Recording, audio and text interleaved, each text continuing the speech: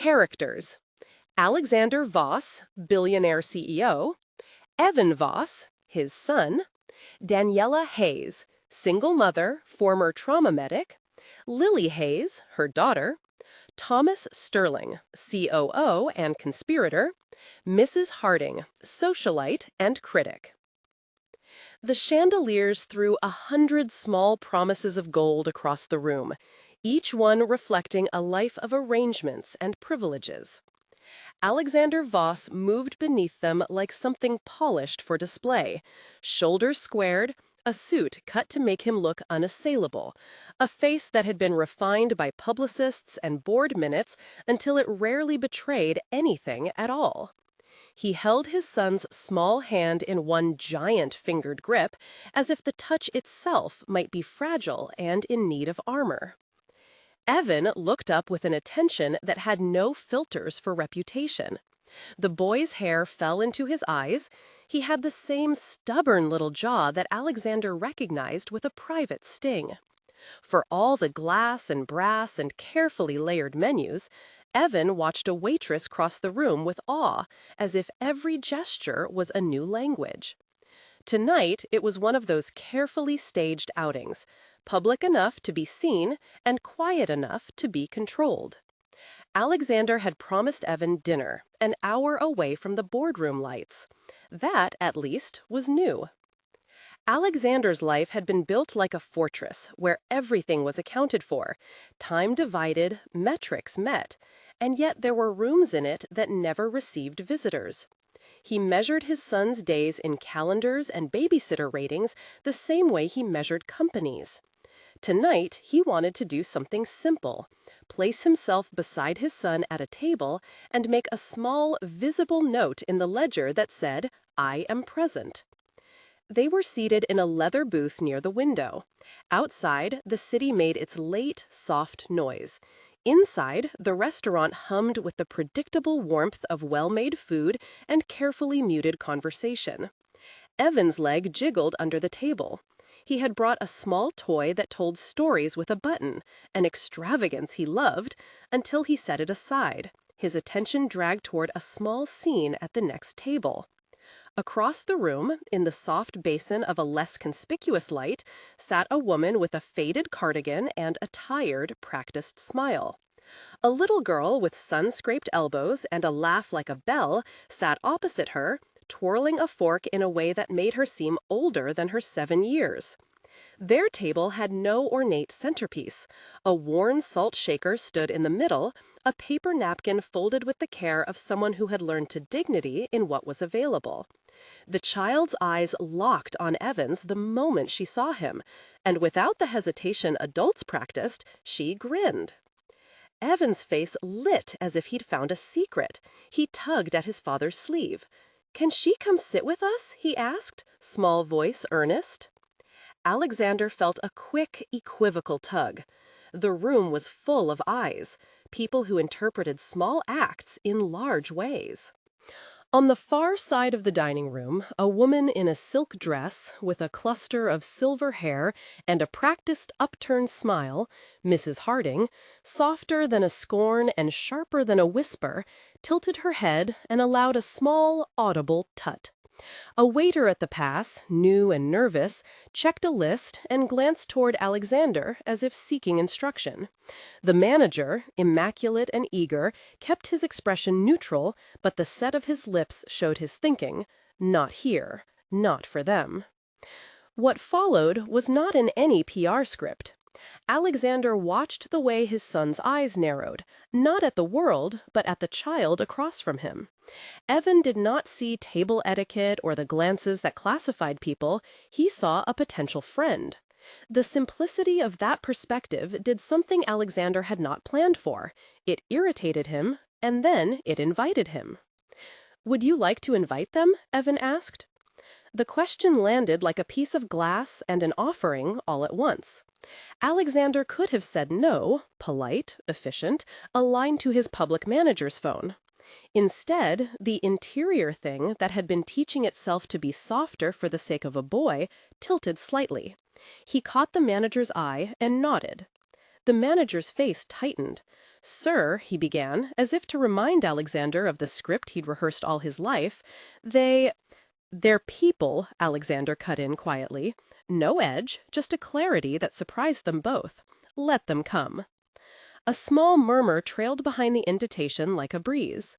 The waitress crossed with delicate, careful steps and guided the mother and daughter to the booth. The single mother's eyes were quick, assessing, not ashamed, not apologetic. As she sat, her hand smoothed the cardigan. There were tiny punctures in its cuff where something had once snagged but not been torn out.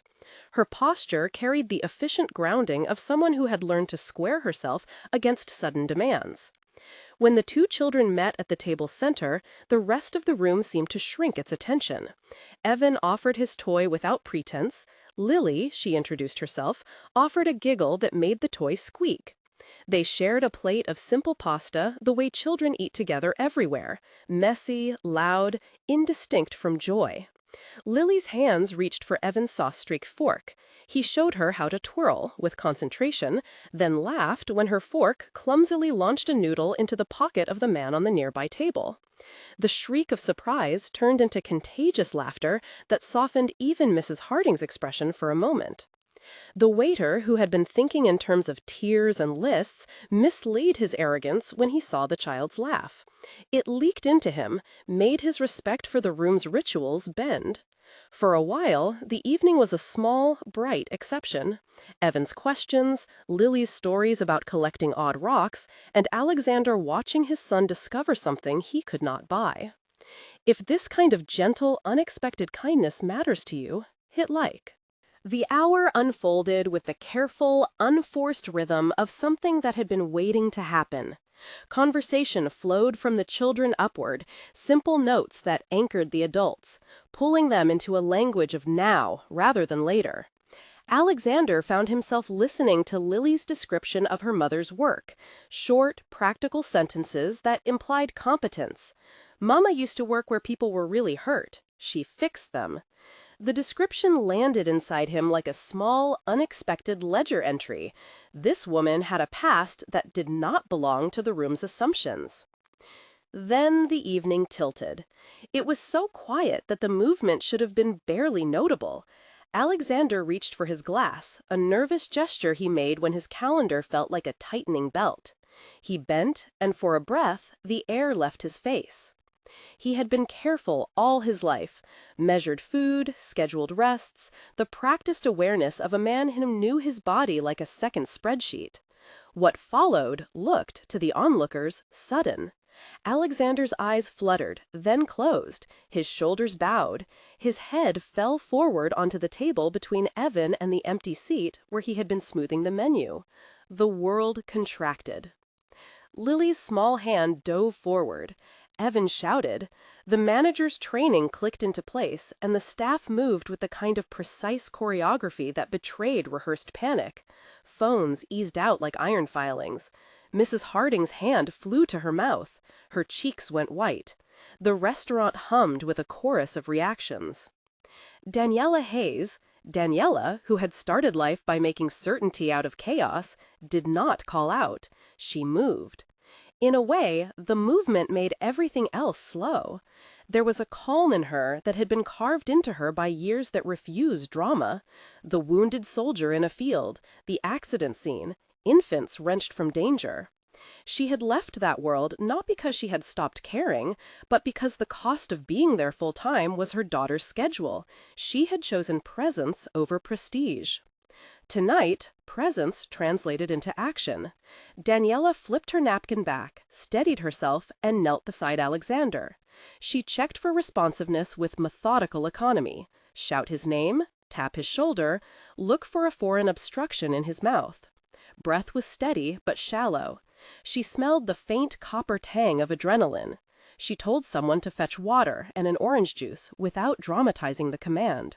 Her hands were sure. She cradled his head, leaned the napkin under his neck, and gently tilted his head to one side to clear the airway. "He's breathing," she said to the nearest staff member, her voice low and ordered, as if dictating a short list of essentials. "Keep him flat, elevate the legs, loosen the collar. She spoke to no one in particular and everyone at once, and then, because the room was full of people wanting to help but not know how, she removed the man's jacket and set it under his knees herself. The symptoms fit a vasovagal syncope, triggered by stress, fatigue, perhaps a skipped meal, or the pressure he carried like a second skin. It was not miraculous. It was, however, immediate and clinical, and her actions responded to the exact nature of the collapse. She checked his pulse, felt it thin and rapid, and began a simple, steady verbal cadence to bring him back. Short instructions, soft reassurance, a question that allowed his nervous system to reposition. She dimmed the room by asking the nearby staff to step back and create space. When Alexander's eyes opened, there was a shamed vulnerability in them he had rarely shown in public. He blinked and found Daniela's face above him, not curious or judgmental, but resolved and capable. For a moment, his own carefully constructed armor had no seams to hold. Evan leaned over with a wet napkin, insisting he knew how to help, and Lily touched the corner of his mouth with a child's practical gentleness. There was a tenderness so honest it embarrassed the polite world. The whispers in the room shifted, no longer a small chorus of scorn, but a ragged band of concern. The crisis was stabilized. A doctor at a neighboring table, hearing the soft commands and seeing the competence, offered a confident assessment: rest, fluids, medical follow-up. The host brought a glass of juice. Daniela sipped a small amount into Alexander's mouth with a careful spoon. Triage turned to calm. In the quiet that followed, Alexander sat propped, his shirt smeared with a spot of pasta sauce he hadn't noticed. He looked small. The public story that had always protected him from showing weakness had just been altered in the most ordinary, human way. "Thank you," he managed, voice rough. It was a private sound, not a line to be spun. Daniela accepted the thanks with a small nod. She did not stand to be applauded. "You should be careful," she said simply. "You can't run everything without your body catching up." He wanted to say many things: apology, gratitude, 1,000 executive platitudes that would have wrapped the moment in decorum. Instead, he noticed Evan, who had been sitting on his chair like a weather vane of curiosity. Evan reached across and tugged Daniela's hand, bringing her into the small orbit of their booth, as if distances had always been negotiable. The footage, that had been quietly recording by the restaurant's security cameras and by a dozen phones, became within hours something else entirely. Thomas Sterling, Chief Operating Officer, watched the clip on his private feed with a pivoting face that always learned how to turn sorrow into strategy. Sterling had spent a long time learning how to hold cower so tightly that small collapses looked like cliffs. There were board members with patience thinning at the edges, investors who spoke of stability in whispers, narratives that could be nudged. Sterling saw an opportunity. Within the day, a version of the clip threaded through the online channels Sterling favored, edited to emphasize the moment of collapse and to isolate Alexander's unguarded vulnerability, posted with a sharp caption about stability and leadership. It moved through eager news desks and cautious anchors until its reverberation was 1,000 small decisions and a few large meetings. The edit framed the episode as more than a medical event. It suggested a pattern. Sterling couched his help in phrases about concern, shareholder value, and the need for consistent leadership. He activated a faction on the board who had been watching the CEO with impatient eyes for months.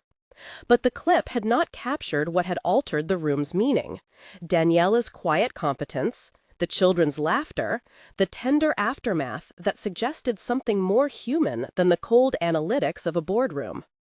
The next morning, Alexander sat in his office, a room shaped to his measurements, and found that silence made his chest ache differently. He had been handed lists and memos that cataloged the company's fate in bullets and graphs. He could not stop replaying Daniela's motions, the way she had lowered his legs, the steadying words she had used. For all his training and strategy, he had no algorithm for how it felt to owe a stranger steadiness. He sent a brief note, an invitation, through a concierge service he trusted. Would Daniela and her daughter come to the company's community outreach event? He framed it carefully, not as a public spectacle, and noted that he would appreciate meeting them. The message arrived as simply as an offer to talk. Daniela hesitated not because she was proud, but because she had learned the cost of being visible in the wrong light. She agreed, because what she wanted now was certainty for Lily, not headlines. When they met at the low-ceilinged community center, Alexander watched Daniela move among the small chairs like someone who had taught children under fluorescent light for years. She volunteered without fanfare, teaching a breathing exercise to a cluster of anxious teenagers, all skills honed in places where being steady was not just kind, it was a requirement. Alexander watched and felt a slow, unfamiliar thing unspool: admiration shaded by an honest new humility. The leak kept moving. Sterling's edits were shrewd: omission, suggestion, selective framing. He had not been crude. He had painted a narrative that the board's more nervous members used like tinder. He pushed emotion, a review of the CEO's ability to lead. It required evidence that could stand in a meeting, a timeline with moments that cast doubt like long shadows. Sterling was careful to frame it as fiduciary duty rather than betrayal. He wrapped his intent in the company's health. Daniela sat at the small table with Alexander and Evan that evening as they ate pizza with their fingers, and she watched the boy who had once been taught to be careful with applause.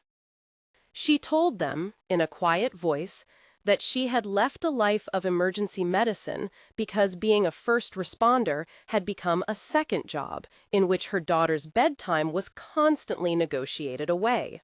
She had traded a larger paycheck for predictability: school recitals, grocery runs, the small bones of ordinary life. "I needed to be there when she's 7 because I missed things when I wasn't," she said. "I don't regret it." Her honesty opened another ledger in Alexander, an accounting he had neglected. He had thought he had given Evan presence by design, but he had reserved it for occasions. He had not considered that presence was not a commodity to be scheduled in blocks, but an ongoing atmosphere a child inhaled. That same week, the company's PR feeds erupted with the edited footage, and in the waiting spaces of comment threads, people wrote opinions meant to settle things permanently. The board scheduled a special session for the next day. Sterling sent a private note to a compact group of directors, selected names who had been warming to his logic. It was procedural, he insisted. The clip had gone viral. Confidence mattered. The language of guardianship was used. The tone of a man who believed in cold calculus masked his backhand. But not every piece of a narrative can be rearranged without leaving traces. Daniela, watching the footage and listening to the threads beneath it, noticed anomalies that someone trained in noticing small details recognized as fingerprints. She had been taught to look for what others missed: the angle of a phone that catches a reflection, the smell that lingers in the air of a scene. When she replayed the clip on her own screen, she noticed a shadow in the lower corner, where a staff phone rested at an odd angle. She paused, enlarged, and saw the reflection of a badge on a lanyard, an embroidered insignia on the server's shirt that did not belong in that specific section of the dining room. Her curiosity was not sensational, it was methodical. She visited the restaurant, found the manager, and asked, quietly, about staff assignments for the night. The manager's face pinched. He wanted to be helpful, but he also wanted to shield his people. Daniela's tone was not accusatory, just precise. "I need the truth," she said. "If something else happened, I want to know." Together they reviewed logs. A waiter who had been on the schedule that night had been reassigned the day before and had accepted an extra shift on Sterling's recommendation. The manager had made a note about a last-minute coverage swap. Daniela asked to see the security footage in full and watched, unrolling the night frame by frame. In the background, a phone hovered. Metadata from the restaurant's router showed a device connecting at odd intervals, pinging out footage to an external IP. That IP traced, after the patient work of following breadcrumbs, to a third-party service used frequently by PR intermediaries, services Sterling had used before. The trace was not an accusation in itself, but it was a line connecting events. Alexander, who had begun to see how sterile privilege had left him blind to the ordinary acts of competence lined up beside him, sat quietly in a low seat as Daniela explained what she saw. She showed the series of frames with the reflection of the lanyard badge, the shift reassignment note, and the router ping logs. The problem-solving moved from conversation to plan. They did not burst into the boardroom. They gathered evidence, spoke with a digital forensics team, some inside the company who had long been loyal to Alexander, and a reliable external firm that specialized in metadata and timestamp verification. The digital experts explained the way clips could be subtly edited, frames removed, audio muted, context denied. They pulled the original files from the security system, reconciled timecodes, and identified two things Sterling had not forecast. The footage's metadata pointed to simultaneous uploads from multiple devices and a cluster of IP addresses that all led back to a single account linked, through an intermediary, to Sterling's office. When presented with the trove of evidence, the board's previously patient faces shifted in ways Sterling had not negotiated. Sterling tried to pivot, calling influence and loyalty to duty. He argued that his actions had been in the company's interest, that he had only circulated concerns. The evidence, however, was methodical and heavy in the way truth can be when someone has done the hard work of following a trail. It showed premeditated coordination, a timed release, posted across multiple channels, messages to sympathetic board members in the hours before the clip went live. The plan had all the hallmarks of a coup. When Sterling's pattern was revealed, he did not become a cartoonish villain on a single page. The board was not innocent of short-term thinking. Some of them had grown impatient. Sterling had been effective, he had been meticulous, but the evidence showed orchestration, not stewardship. The motion for his removal was procedural, and it carried the weight of the data. In the public statement that followed, Alexander did not try to erase his moment of weakness. Instead, he spoke of it plainly, of his responsibility, of the incident, and of his gratitude. He credited Daniela publicly, naming her by full name and telling the truth about what had happened in the restaurant. The announcement rocked a few reputations, it surprised others, but the narrative that emerged in the controlled aftermath was not about power reclaimed for power's sake.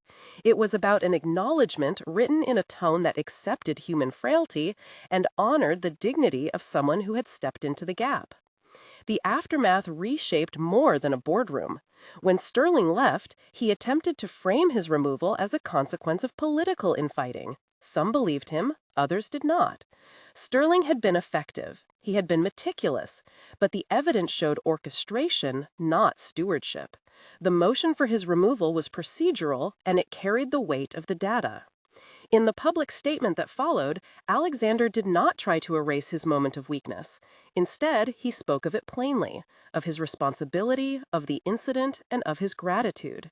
He credited Daniela publicly, naming her by full name and telling the truth about what had happened in the restaurant. The announcement rocked a few reputations. It surprised others. But the narrative that emerged in the controlled aftermath was not about power reclaimed for power's sake. It was about an acknowledgement, written in a tone that accepted human frailty and honored the dignity of someone who had stepped into the gap. The aftermath reshaped more than a boardroom. When Sterling left, he attempted to frame his removal as a consequence of political infighting. Some believed him, others did not. The company began a careful audit of internal processes and PR conduct. Alexander, who had spent years learning to protect his image, began slowly, and sometimes clumsily, to change the way he measured success. The data that once mattered alone now had a second axis. whether employees and their families could breathe without being asked to commodify themselves for the sake of optics. If the boardroom outcome was public, some of the changes that mattered were not. Alexander and Daniela sat around a kitchen table one January afternoon, his office now free of its old oppressive sterility, and they spoke of terms. The job offer he made was not a handshake wrapped in patronizing rhetoric.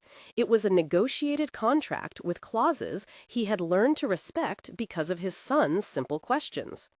Daniela was offered a role that used her skills to help design the company's community health initiatives, programs that would deploy trauma-informed care to neighborhoods and schools. And it came with something she had insisted upon before she accepted: schedule protections. "Bedtime matters," she said plainly. "I will not take a job that tells me to wait until they're older to be present." Alexander listened with an attention that felt like a second chance. They discussed metrics and budgets, and then Lily walked in and tested the edges of the agreement by offering Alexander an impromptu drawing. Evan, who had come in with a toy helicopter, wanted to show them how it flew in their small living room. The terms were practical: flexible hours, a commitment that her community work would only require occasional travel, clear parental leave policies for emergency shifts, and a requirement that any program she ran would be judged by impact measures that respected the rhythms of family life. There was no fairy tale instant restructuring of their lives. Daniela still balanced bills and errands. Alexander still navigated the demands of investors. But where his default had earlier been schedules that squeezed margins, he now made room. Literal blocks of unscheduled time he devoted to Evan. Once, when an important meeting threatened to run long, he excused himself without a note and took Evan to a small park, holding his son's hand as if learning a new way to conduct business, one where presence did not need to be sermonized, only practiced. Their lives settled into new contours: messy, imperfect, and steadier. The children learned how to make choices together, how to examine the small moral economies of sharing an apology. Lily taught Evan a method of finding a lost toy: look under light, look where the toy had interest, then demanded a turn on Evan's toy helicopter. There were moments when their differences showed. There were also long evenings of simple domestic joy: pasta eaten with too much sauce, bedtime stories read in alternating voices, a terrace where they all watered a tiny herb pot that thrived in spite of them. In public, Alexander used his platform differently. He pushed for transparent governance, for PR processes audited by independent ethics reviewers. He pushed for policies that respected workers' time and privacy. He supported Daniela's programs with funding, but he also learned to accept that his money could not be the entire answer. Daniela's work grew on its own logic, rooted in local trust, staffed by people who had been trained in trauma-informed care, and judged by outcomes that mattered to communities rather than headlines. There were difficult conversations along the way. Alexander had to rebuild trust with people he'd once taken for granted. He visited the restaurant months after the incident, not as a patron with press in tow, but as someone who wanted to say thank you and to invite the staff to partner with the company's new initiatives. Some were skeptical, others were quietly grateful for the opportunity. The manager still carried the memory of the night like a small scar that had not yet healed. They spoke, acknowledged mistakes, and set new protocols to protect staff privacy and to prevent the kind of manipulation Sterling had practiced. When the dust settled, the final image that lived in Alexander's mind as he closed out one ordinary evening was simple and stubbornly human. 4 shadows on a pavement at dusk, 2 adults and 2 children, running after each other until their laughter blurred into a single sound.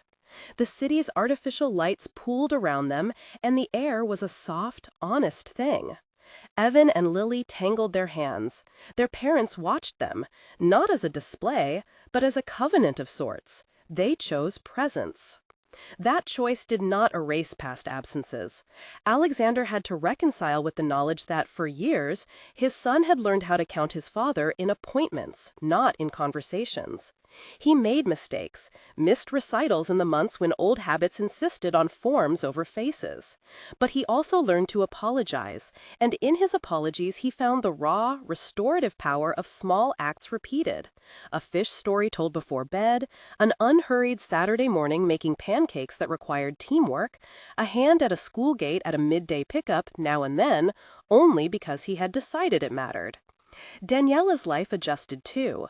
Her work with the company matured into a program that did not preach.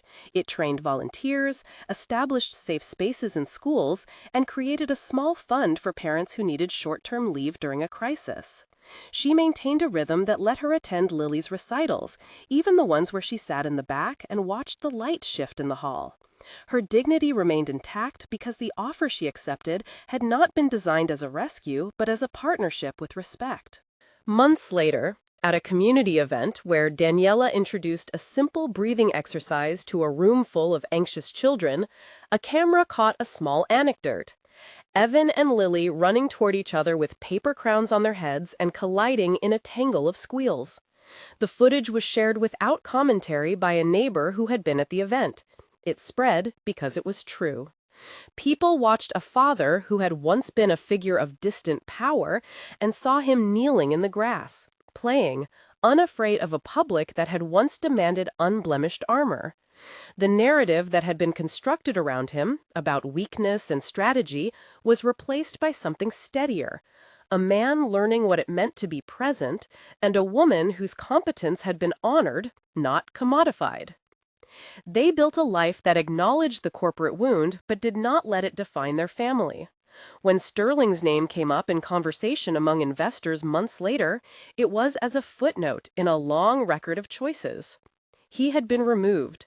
His replacement worked in a different register. The company instituted a review board for internal leaks. The public learned, slowly, that leadership could be accountable in ways that did not require spectacle. At night, when the house was quiet and the city wore its reflective skin, Alexander and Daniela would sit on the terrace with cups of herbal tea and speak in low tones. They did not promise to fix each other's faults. They promised to show up. On one of those nights, Alexander took Evan on his lap and held him like a small, live ledger of his future. Daniela joined them and placed a hand on both their shoulders, the three of them a small constellation of effort and care. They had no illusions that their story would erase systemic problems or that a single act of kindness would rewrite a lifetime of priorities across society. But they had learned something that seemed to them, in quiet intervals, to matter. Presence was the currency of childhood, and dignity was not something to be given to someone with a generous check. It was a practice, a way of building structures that protected ordinary life. In the last scene, on a late summer evening, the children ran ahead across a small park path, their shadows long and intertwined as the sun eased toward the skyline. Alexander and Daniela walked behind them, hands clasped without the need for solemn vows. They watched the two small figures tumble into laughter, and then, in a moment of nothing theatrical and everything true, they reached for each other's hands.